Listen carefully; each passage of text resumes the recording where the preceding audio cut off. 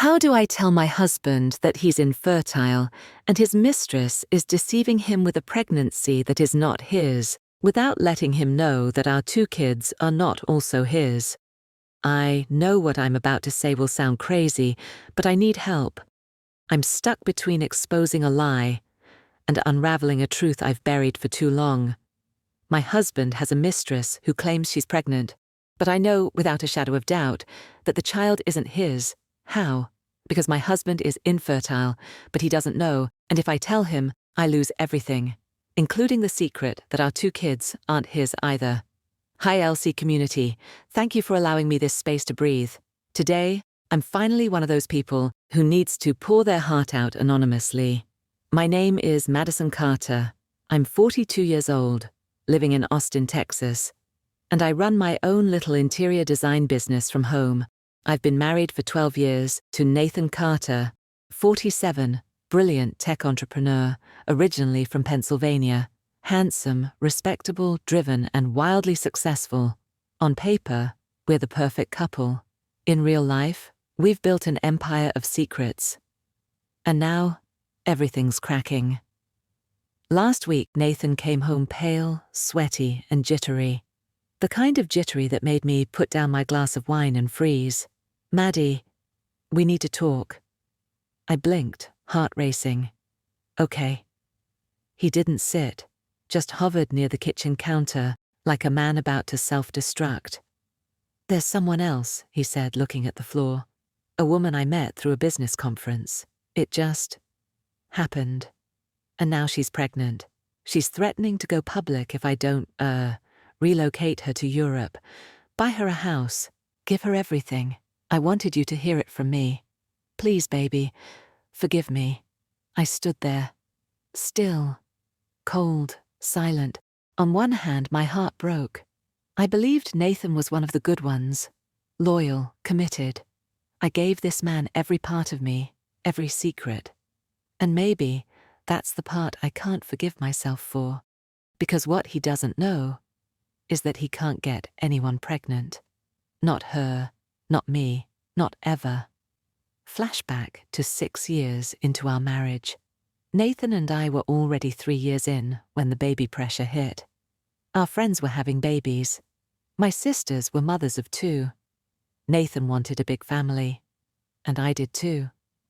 But every time my period showed up, I felt like my body was betraying both of us. We got checked. Or at least I did. I went through test after test, blood work, hormone panels. Everything came back, normal. But Nathan, he was always dismissive. I'm fine, he'd say. I'm a man. You're the one who needs to relax more. One night, 6 years in and on the edge of a breakdown, I did something desperate. We had just made love. I suggested he use a condom, pretending I was on antibiotics and didn't want to risk a birth control failure. When he finished and went to shower, I carefully collected the used condom and sealed it inside a Ziploc bag. I took it immediately straight to a private fertility clinic. 3 days later, I got the results. 0 sperm count. I paid for a second test. Different clinic. Same result. Nathan wasn't just low. He was completely infertile. I remember sitting in my car outside the clinic, gripping the steering wheel with tears running down my cheeks. My mind raced. How do I tell him? How do I break this man who's built his identity around being a provider, a husband, a future father? I couldn't do it. He was already successful, generous, and loved me with everything. And I knew if I told him, he'd shut down, maybe even push me away, or worse. It would kill him emotionally. So I buried the results. And then I did something I never thought I'd do. My first love. The boy who gave me my first kiss, and yes, the one who took my virginity back in college. Julian and I never ended up together after school. He wasn't the settling type then, but we stayed in touch. Casual check-ins, old memories, nothing too deep. Until I needed something only he could give me. We met for lunch, then drinks. Then one day, I kissed him. It was supposed to be just once. It wasn't. Every visit was intentional. I timed my cycles. I made sure I was ovulating. I let him believe I was just being spontaneous, wild, nostalgic, but deep down, I was on a mission. And then it happened. I got pregnant. Nathan was over the moon. He threw a celebration dinner with friends, posted about it on social media, held me every night and whispered, "We did it, baby." I was silent, smiling through the guilt, as his ex-college rival's child grew inside me. A year and a half later, I repeated the cycle. 2 kids, both fathered by Julian, neither of them knowing. I ended it with Julian after the second baby. Ghosted him, blocked him. I knew he wouldn't chase. He never did. And for years, we lived as the perfect family. Until now. Now Nathan's the one who has betrayed our vows. But the irony? The mistress is the liar. She's pregnant, sure, but not by my husband.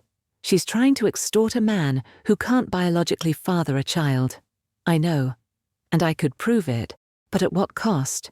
Because, if I bring out the truth, if Nathan learns he's infertile, he'll immediately do the math. He'll know. And everything I've built will come crashing down. Now I'm the one who's trapped. I'm not angry that he cheated.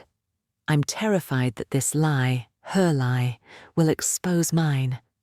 If the world saw us that evening, sitting on opposite ends of the couch like 2 strangers, no one would have guessed the weight we carried between us. Nathan Carter, my husband of 12 years, the brilliant tech founder behind PingSave, the privacy-first communication app that had made him a household name, looked like a man seconds from collapse.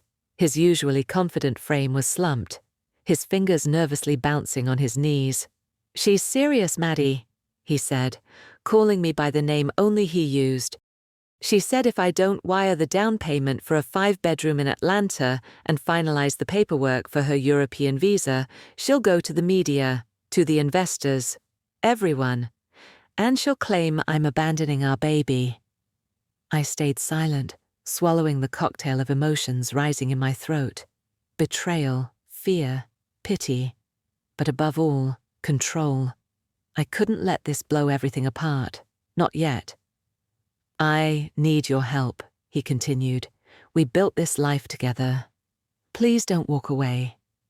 I let out a slow breath and moved closer. This wasn't about revenge, but about protecting my own secret. This was about survival. For me. For the kids. For him, even if he didn't know the full truth. "Okay," I said slowly. "Then we handle this like business." Nathan blinked. "Business?" "Damage control. You're a public figure now, Nathan. If this goes viral, it's not just your name at stake. It's PingSave, your board, your partners. Investors might pull out. Users will delete the app out of principle." He exhaled, leaning back. "You're right. God, you're right." I crossed my legs and stared at him. Really stared at him. The man who thought he was about to be a father again, who didn't know he never truly had been. "Listen," I continued, "you need to give her enough to keep her quiet, but not so much that she thinks she owns you." "So, what? I send her half now and promise the rest later?" "Better," I said. "We give her everything she wants, but on a condition. Legal and binding." Nathan's eyes narrowed. "Go on." "We offer her the house, the car, the monthly allowance, even the relocation, but on one condition. When the baby is born, she must submit to a DNA test. If it proves the baby is yours, then everything stands. But if not, she walks away with nothing." Nathan's jaw tightened. That might scare her off. Then she was bluffing. Either way, we win.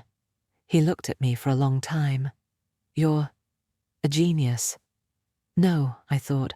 "I'm just a woman trying not to drown in her own web." We drafted the agreement the next morning with Nathan's legal team, cloaking it in vague terms.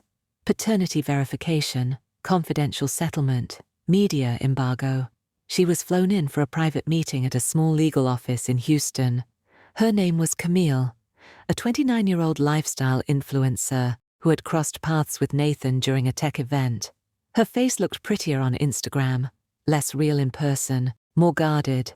She showed up with red lips and confidence, one hand resting on her belly, the other on her phone, like she was live streaming the moment in her head.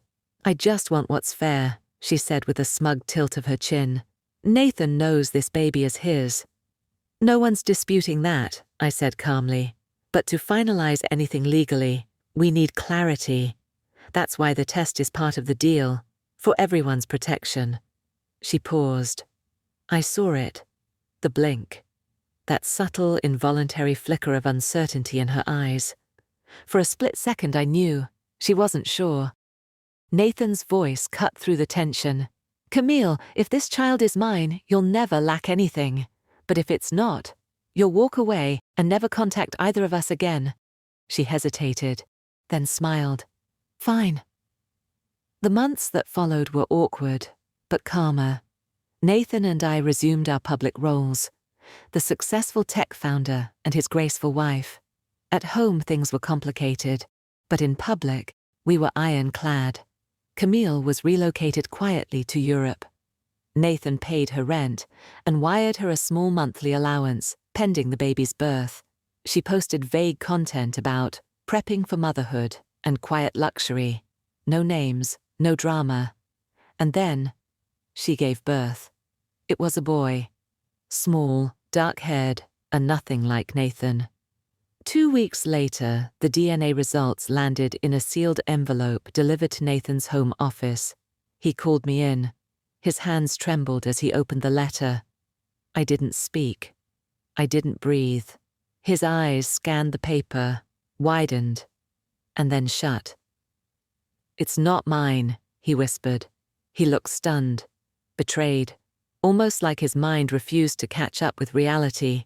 I leaned against the doorframe, arms folded, fighting to keep my face neutral. "She lied to me," he muttered. "All this time she—" "You did the right thing," I said gently. "You protected yourself, and me, and the kids."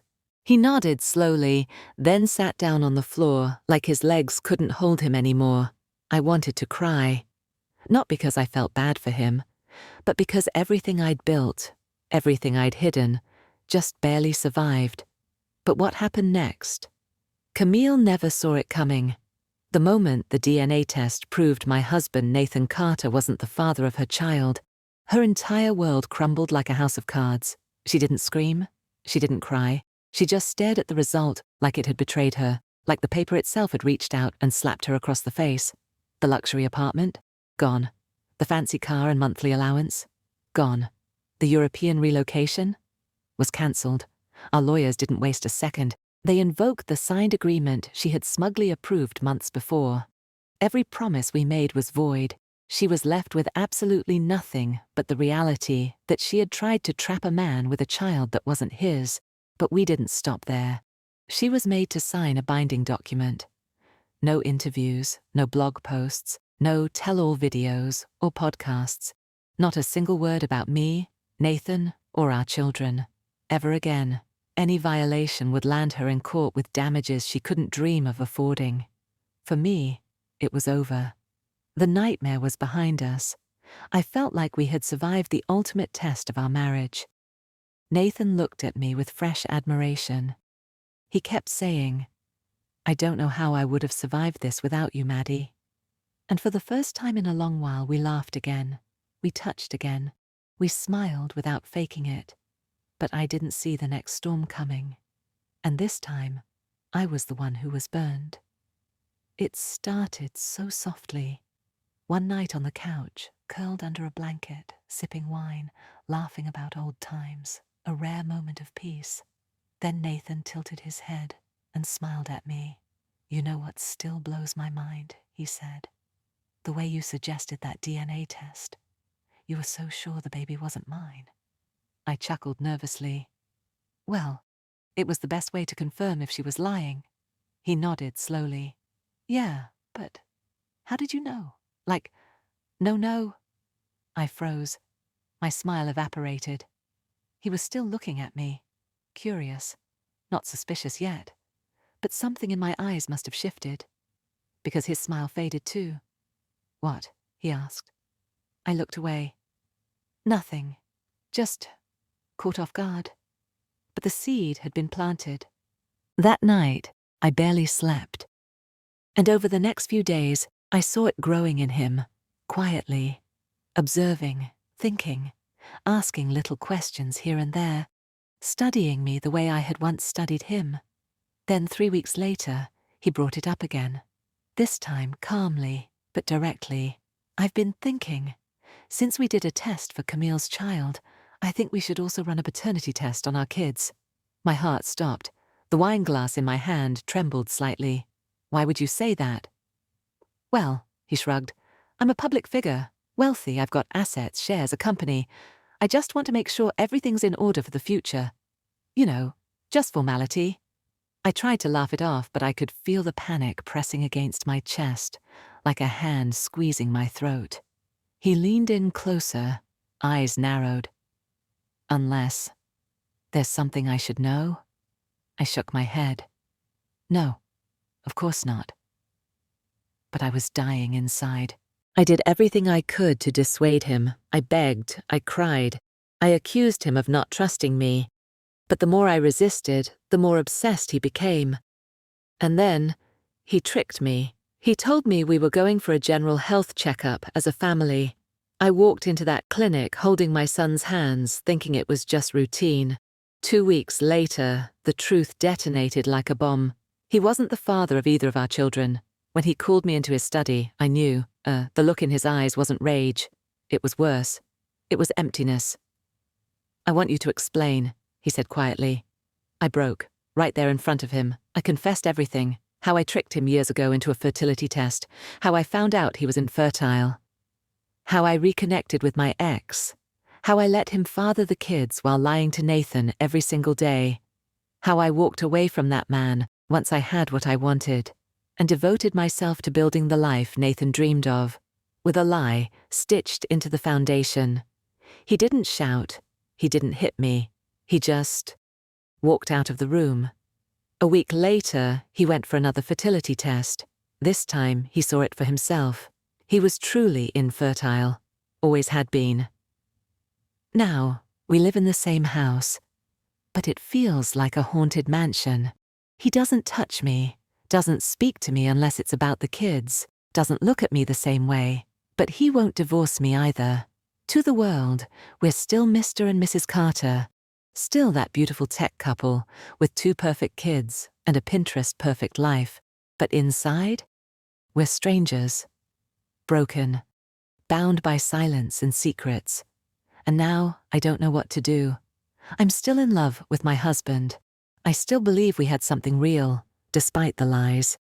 But how do you rebuild something that was never fully honest to begin with? So I'm here, Elsie community, vulnerable, honest, and raw. If you were in my shoes, what would you have done? If you were Nathan, how would you handle this? Should I stay and keep trying, even though he may never love me the same again? Or should I walk away and free us both from this emotional limbo? I'll be in the comments. I need your advice. I need your truth, because I don't know mine anymore.